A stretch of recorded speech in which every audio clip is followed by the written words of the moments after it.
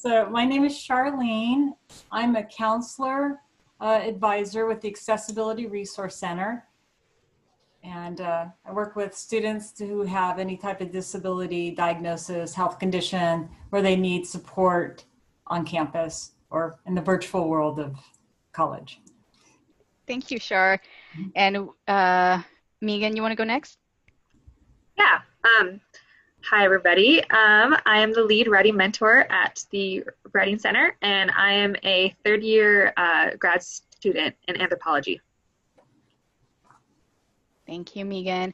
And my name's Pavu, and I coordinate the Writing Center, which is located in the Student Learning Center. And so today we're going to be talking about both the Student Learning Center and the Accessibility Resource Center to just give you some information about some resources that are available to your students. And these resources will be available in the fall.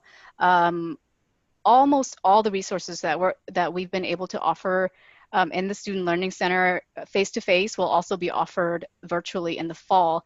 And I'm assuming that a lot of the resources at the ARC that were offered face-to-face will also be offered virtually in the fall, correct, Shar? That's correct. Okay, perfect. So I'm going to get us started. We're going to be moving quite quick through some of these slides. So if you have any questions at all, please, I want to encourage you to type them into the chat box and we will answer them as we go. The ARC's presentation is going to come really towards the beginning of the presentation, but Shar is going to hang out with us until the end. So if you have any questions for her, go ahead and type them into the chat box as well, and we'll get to them towards the end of the presentation if we pass her slide already. Okay, so I'm going to get us started. And the first thing I'm going to do is talk a little bit about well, I guess I shouldn't say a little bit, I should say a lot of bit about the Student Learning Center and the services that we offer in the Student Learning Center. We have several services that we offer that are very popular to students on campus. And so I'm going to start off by talking about the subject area tutoring. And this is tutoring that we offer in different subjects on campus, so they're for different classes. And a lot of the classes that we support are lower division, general education, and pre-major courses. So one of these classes would be like biology, for example, or anatomy. A lot of students need to take these classes in order to go into other programs. So for example, nursing. So students who want to pass that class because they have to pass that class in order to get into the nursing program want to get tutoring for it so that they can make sure that they pass that class. So subject area tutoring, some of the subjects, the popular subjects are like math, history, political science. We do a lot of languages. We even do music. But these are all small group weekly tutoring sessions, and students only have to sign up for them once, and they will be signed up for the rest of the semester, and they go every week, the same day, the same time, with the same tutor. Okay, so they actually get to know their tutor, and their tutor gets to know them as well. The second service I'm going to talk about is the Writing Center. And like I said, I coordinate the Writing Center. And the Writing Center is a place on campus that provides writing assistance to students no matter what level of writing they are at. So whether they are beginning writers or whether they are expert writers, they can get help at the Writing Center. And we provide help at any stage of the writing process. So they can either have a draft or they can have no draft, and they can come in and still get feedback on whatever it is they're working on. And we provide assistance for any class. So it could be like a biology class where they're writing a lab report. It could be an English class where they're writing an analysis paper, or it could be even a resume if they're applying for a job. So our tutors are trained to provide assistance and feedback for any kind of writing at any stage of the writing process. And Megan is actually one of our writing tutors. So if you have any questions about how she tutors and how that works, you can always ask her too. Third thing we offer supplemental instruction, or SI for short. Supplemental instruction is very popular on campus, on multiple campuses actually across the nation. And these are weekly peer facilitated review sessions for historically challenging courses. So some of these courses are kind of like the anatomy class that I was talking about. Organic chemistry is one of those courses that are just very challenging that a lot of students take because they need to take it in order to move further on in their in whatever program they're in. So one of the great things about supplemental instruction is that the leader who leads these sections is a peer, is a student as well, but they've taken the class before and they've gotten a B or higher in the class.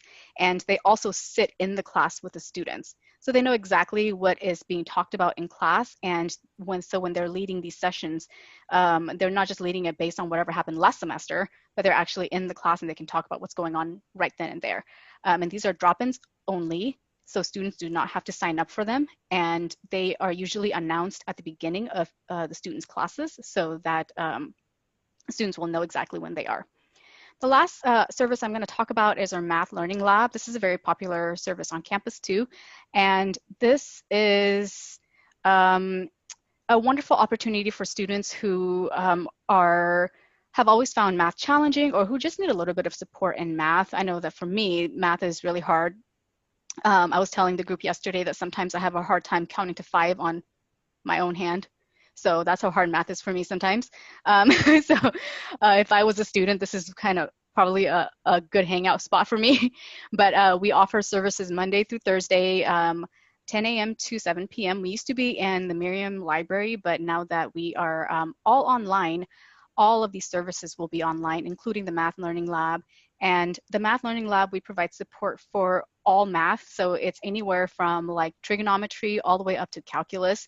So a lot of those engineering students would be taking a lot of those high calculus classes. And so we have tutors who provide support for that. And we also provide support for a very popular class, which is statistics. So a lot of business students, for example, take statistics, and we provide services for that. All of our services will be on Zoom this fall, and you can find out more information about that on our website. So we have our website up on the upper right-hand corner for me. I don't know if it's upper right or upper left for you, but for me, it's upper right-hand corner. And things are changing constantly, so we are always updating on our website. So please check back on our website throughout August, because we will be updating information on our website. Okay, now I'm gonna turn it over to Shar, and she's gonna do the Shar show. I said, oh, that's cute. Thank you for having us present. Terry Quinto is another counselor advisor. So a student could be working with Terry as well. She's been doing these presentations, but she wasn't able to do it today. She asked me to do it. I have actually an appointment at 3 o'clock with a student. So I'm not sure if I would be able to stay past 3 o'clock to answer questions. So I'd like to ask if it's okay if the parents have questions after my presentation, and then can we take a few minutes to answer questions? Or yeah, I think that should be fine. We usually never stay beyond 3, Shar. Oh, okay, great. Yeah. Perfect. Okay, I wasn't sure. I wasn't sure if it was an hour, half an hour, how long it was. Okay, great. Thank you. So Accessibility Resource Center is all about providing students with equal access. And what I really like about what we do at Accessibility Resource Centers, we don't only work with students, but we work with staff, faculty, any employee, campus visitor on campus who needs any type of accommodation. So we're really an inclusive office to where we work with everyone. And so it's really nice for students to see that, and for instructors and staff to see what the student, you know, kind of the process they go through to get accommodations. So we work with any student with any type of medical condition, learning disability, ADHD, just a variety of conditions or diagnoses. And a lot of times when we're talking with freshmen, you know, they maybe had an IEP or a 504 plan in high school that allowed those accommodations while they're in, you know, K through 12 or in high school, so that they could, you know, be successful and graduate. Same here. We're charged under the Americans with Disabilities Act to make sure that students also receive the similar accommodations at university. 3 of the most common and not limited. I'll tell you, sometimes you go onto our website, there's a long list of services, but these are the 3 most common services that we provide. And number one is exam services. What that means is we may have students that need extra time in order to complete their exam. So we provide that. So in the virtual world, what they would do is they click on the exam and it would actually extend their time on the computer so that they would have enough time to complete their exam. On campus, we have testing offices so they can come into a more private, more comfortable, quiet environment in order to take those exams. Note-taking services, a variety of note-taking services that we try to match the student. So we have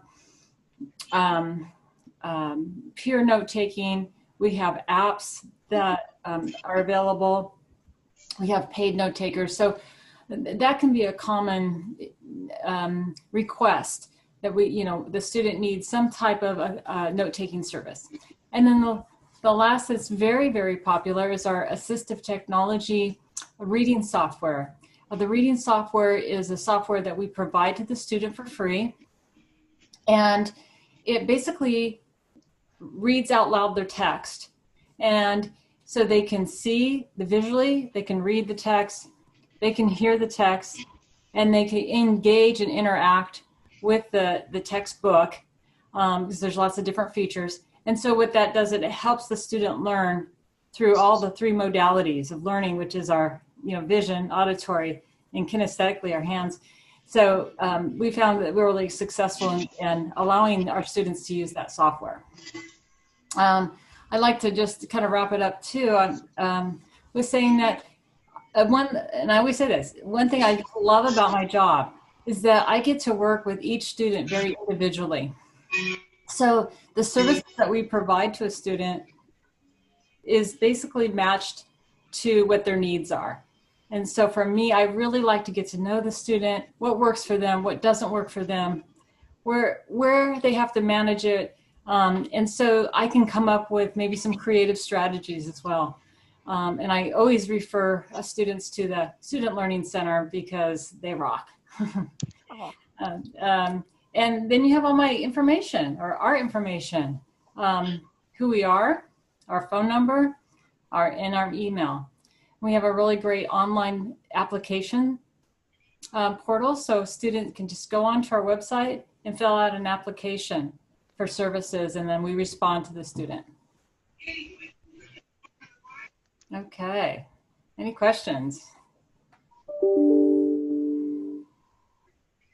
Okay, thank you, Shar. Okay.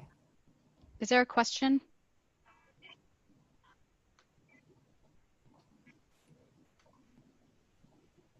Okay, so we're going to go to the next slide, and I'm going to have Megan talk about this. Okay, so here's an example of a first semester freshman schedule, and my schedule hasn't looked this nice in a while, but there are some free spaces in here. And so one thing that we encourage you and your student is to fill in the gaps. So you want to go to the next slide. So here's an example of what that looks like. And so there's time for homework, time for breaks, time for tutoring, for anything, it's important to, at least like for me, because I'm super busy, to create a schedule like this so that I know exactly when and where I'm supposed to be. And it's also really important to schedule breaks, especially like since we will be in front of a screen for I don't know how many hours a day. It's important to just step away and just, find something else that doesn't involve a screen, like a phone or a computer. Like, no, just step away from all that. There are some other ways to stay organized as well. So if you want to go to the next slide. So some ways are like through a phone, like a whiteboard calendar, a planner, or like all three. For me, I just have my phone and I just schedule everything in there. And then I have an actual planner where I mark out all of my assignments and when all of that stuff is due. And so if you start this habit now and you create scheduling and whatnot now, then that'll stick with you throughout the entire school life, I guess. And then something that is new is this website, which is Keep Learning. And there is information about like how to stay organized and how to move into the Zoom age. So.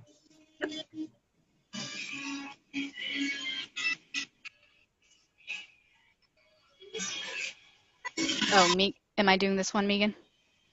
I can do it. Sorry. Okay. Okay, so we also, on our website, the SLC website, we have this really cool list that helps you just like check off some things like throughout the entire semester. So for example, the first one is 10 summer orientation, which you are right now, so that can be checked off. In August, there are a few things happening. So like purchase textbook and school supplies, check Blackboard, which is our online class management program. And normally professors don't start posting things until like the week before school. And yeah, and then we also have spaces at the end too, if you wanted to add things such as like, call your mom or dad like weekly, or certain holidays and whatnot. So yeah. Or my favorite, which is do your laundry. Because, you know, this is especially when it's when they're moving out for the first time, they might forget to do their laundry. So if you have students who are moving out, maybe add do your laundry the first week. It might be a good one. Okay, so we want to close out our presentation with conversation starters.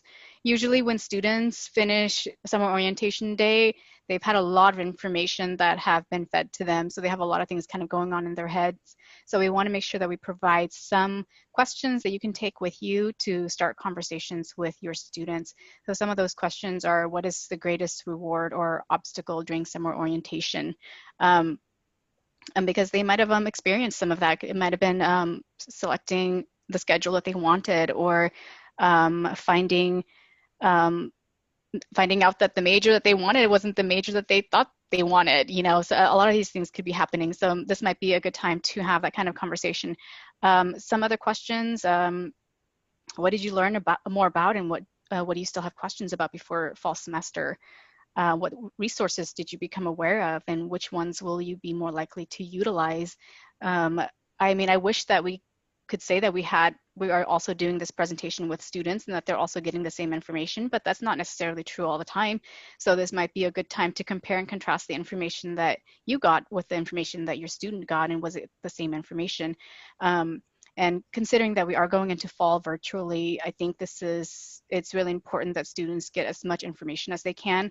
But I also understand that when we provide a lot of information to students, it could really just be information overwhelm.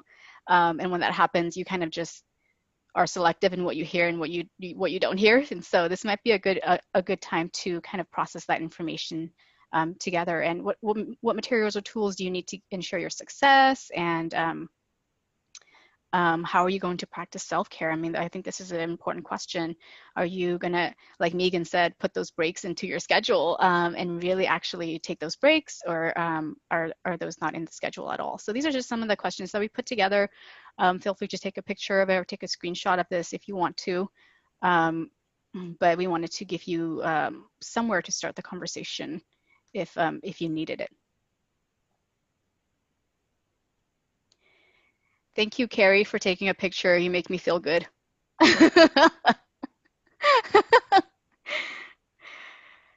Okay, so our presentation has come to an end. So it's 2:49 now, so we have about 6, 7 minutes for questions. If any of you have any questions, Shar is still here. So if you have any questions about the ARC, she's here to answer them as well.